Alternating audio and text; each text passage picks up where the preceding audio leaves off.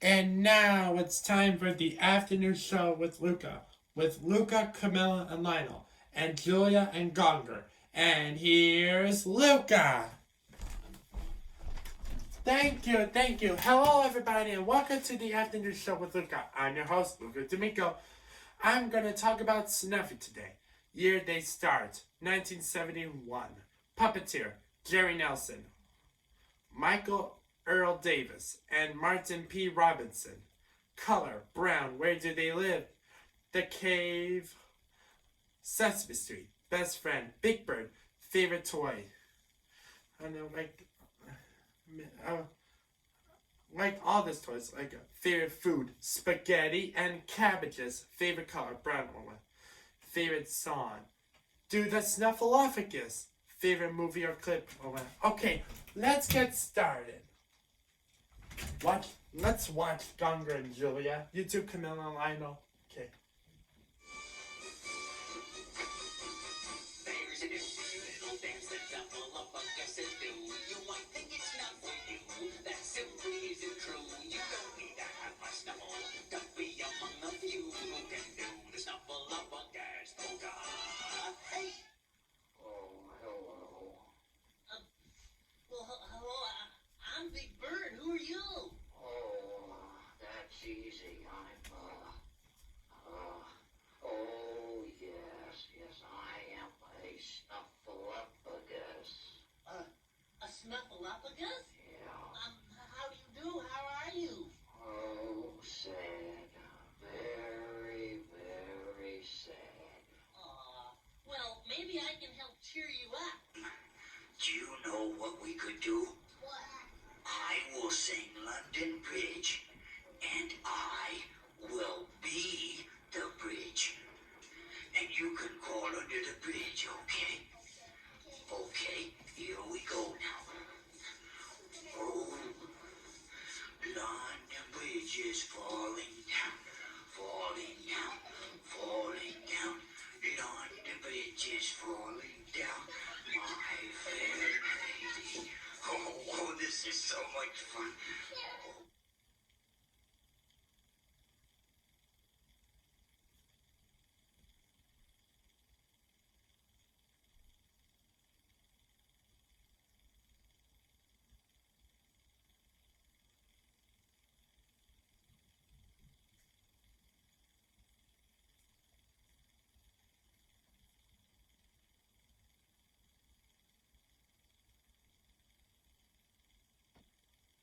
I wonder where Bird is. He said to meet him here for the race. Okay, Snuffy. I found a judge for our race. Oh, goody, now we can start. You ready then? Yeah, Bird. Okay. Go! Now, oh, yeah. Snuffy, you're never going to believe what happened. Oh, I know what happened, Bird. I lost the race, but don't worry. I'm not sad or angry, 'cause I tried my best, and I had lots of fun doing the race. And, Bird, I know you're still my friend. Oh.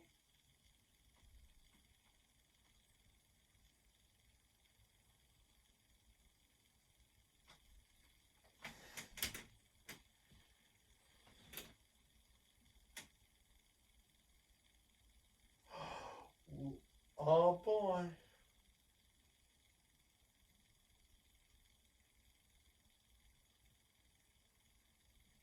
All right, everybody. You want to do the Snuffleupagus polka? All right. So everyone get in their places, and you don't have to be Snuffleupaguses to do it. It just helps to have some around. And you are in luck today because there are two of us here. My little sister Alice and me. I hope you want to do it because it's great exercise. All right, Maestro, hit it. Say, would you like to try the trampoline, Snuff? Oh, sure would, Bird. Thanks for letting me try it. You're a real sport. Yeah,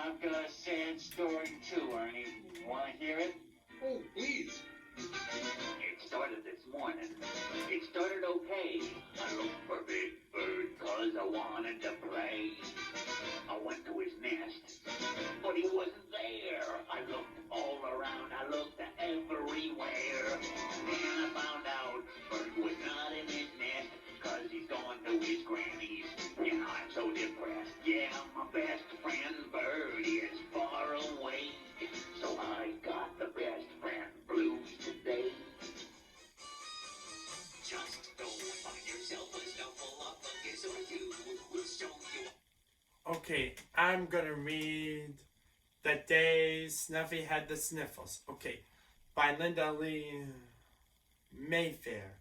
Illustrated by Tom Brannan. Oscar the Grouch popped it out of his can just in time to see Big Bird skipping down Sesame Street. Go away, Bird, Oscar grumbled. All that cheerfulness will ruin my day. Besides, it's time to collect the trash. I'm too busy to talk to you. That's okay, Oscar, Big Bird said. I'm in a big hurry to get to Snuffy's house so I can cheer him up. He has the sniffles. Grouches don't know anything about cheering anybody up, said Oscar. But we do know a lot about the sniffles. I have just the thing for you to take to old Snuffle Nose. Wait here. Before Big Bird could say anything, Oscar disappeared into his can, banging the lid shut behind him. Big Bird was waiting impatiently for Oscar when Cookie Monster came along. What's the matter? Cookie asked Big Bird. Somebody eat all your cookies. Worse than that. Big Bird says Snuffy's got the sniffles and can't come out to play. I'm waiting for Oscar. He has a surprise for me to take to Snuffy. Cheer up, surprise, said Cookie Monster. Wait here. He left in such a rush that he nearly ran into Big Bird. As soon as Bert heard that Snuffy had the sniffles, he told Big Bird, I know just the thing to cheer up a sniffy snuffleupagus. Wait here. He dashed it into 123 Sesame Street. 123 Sesame Street. Before Big Bird could open his beak to say one word, Big Bird plopped it down on the steps next to Oscar's can. At this rate, I'll never get to see Snuffy, he said. He tapped his foot. He stood up. He paced it back and forth. He sat down. Then he did the same thing all over again. Just when Big Bird decided that he couldn't wait 1 second longer, Bird ran down the steps and handed him a large shoebox. Big Bird peeked inside. It's my bottle cap collection, Bird said proudly. You can land it to Snuffy. I will give him something vaccinating to look at while he's sick in bed.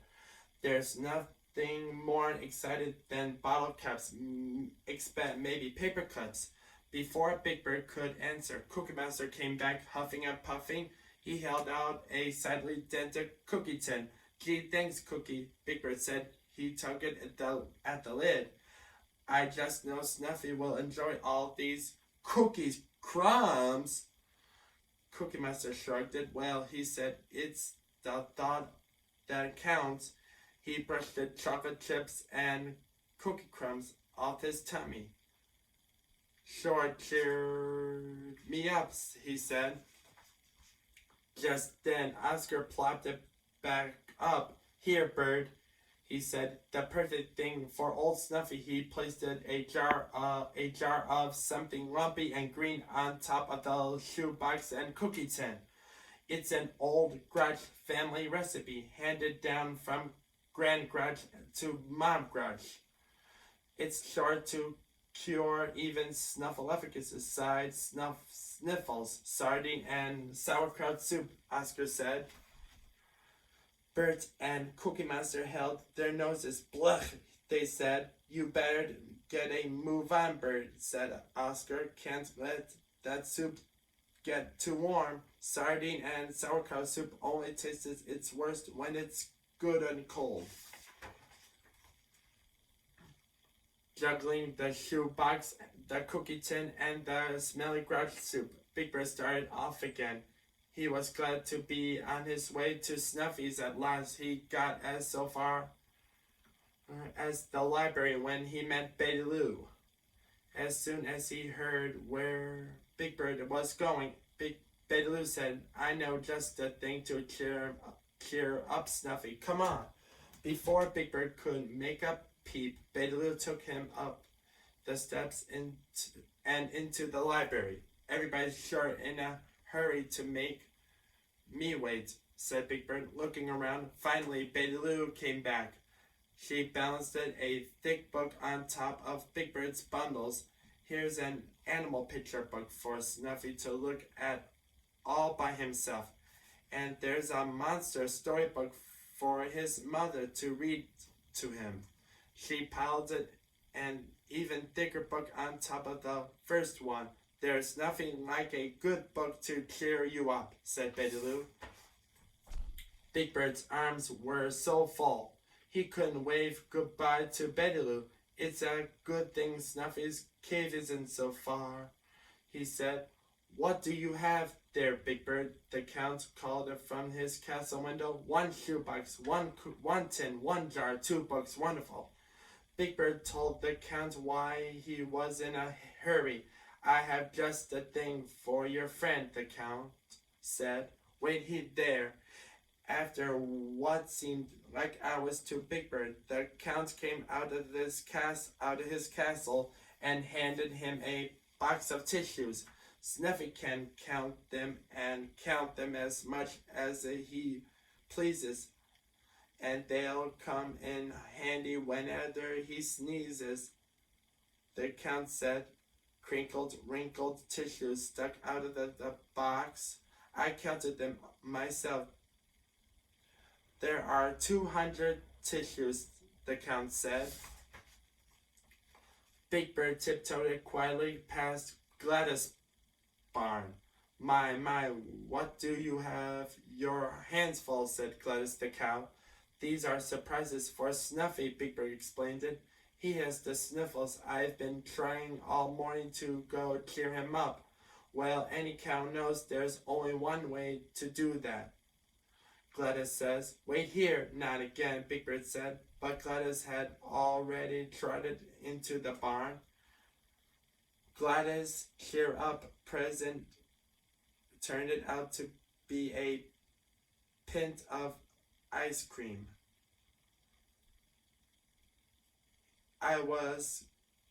It was getting soft and soggy in the noontime sun. Nothing puts you in a good mood like ice cream. Gladys said. Her bell tinkled as she balanced the squishy ice cream carton on top of the wrinkled tissues and the books and the jar and the empty cookie tin and the shoebox. Big Bird watched the sticky paint drops fall onto his toes. It's strawberry, Gladys explained it. At last, Big Bird made into Snuffy's cave without dropping a single present. He pushed it open the front door with his foot. Then he had a terrible thought. I brought all these presents for Snuffy, and not a single one of them is from me. I forgot to bring Snuffy a present. Big Bird sighed a deep sigh and shifted the slippery pile of presents. I hope Snuffy won't be too disappointed, he said. And there was Snuffy, propped it up on huge stuffed pillows in his snuffleupagus-sized bed. On a tray in front of him was a glass of orange juice, a box of cough drops, a coloring book, and a box of crayons. Snuffy had an ice pack on his head, and a thermometer sticking out of his mouth. Mrs. Snuffleupagus took the thermometer out of the Snuffy's mouth and studied it for a moment. No more feverish, she said. She took a bottle and measured the thick orange Sniffles medicine into a spoon. Snuffy swallowed it all. Mrs. Snuffleupagus gave him a big hug. Cheer up, son, she told him. You'll be out of the bed in no time.